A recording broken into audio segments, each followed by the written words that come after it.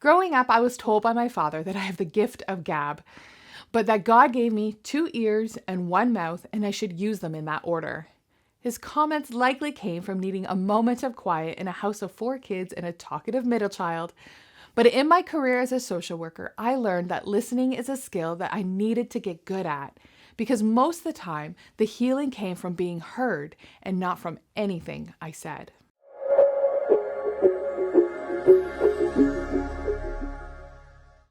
My name is Laura, founder of Hope Made Strong. We equip you and your ministry team as you support and care for others in your community.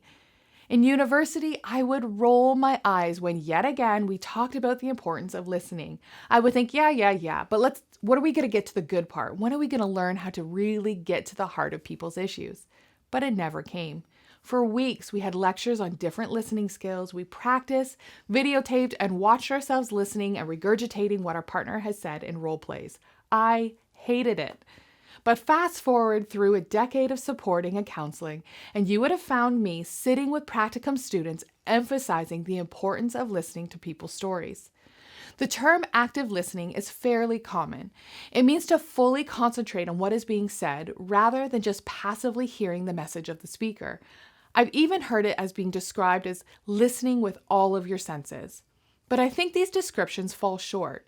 To actively listen is to listen with curiosity.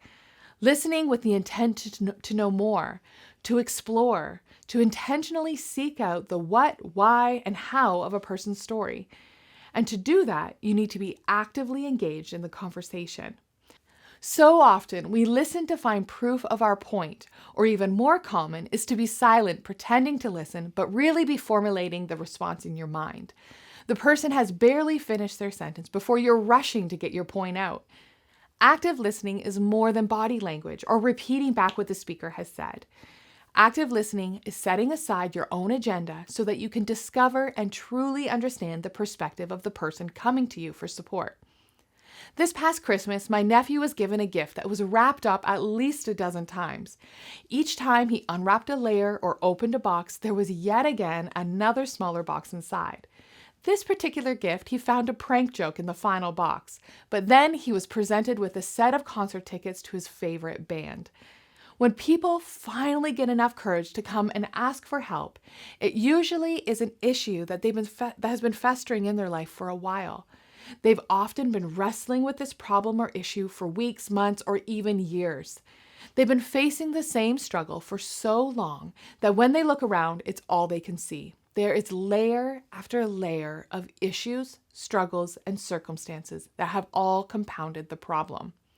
As the person is talking and you're listening with curiosity to know more, the person is slowly unwrapping the layers and opening the boxes of their life.